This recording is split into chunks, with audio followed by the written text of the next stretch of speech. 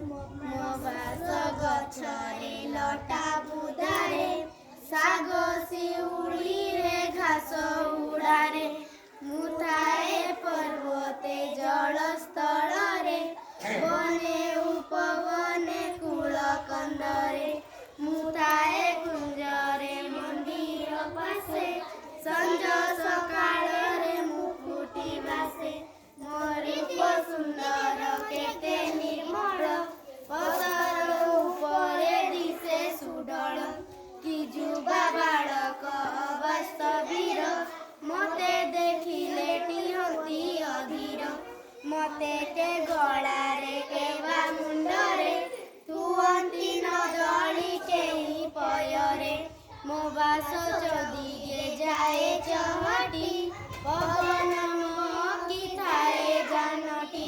ବଣା ହୋଇ ଧାଇଁ ଆସେ ଭଅଁର ଆଦରନ୍ତି ପଶୁ ପକ୍ଷୀ ସକଳ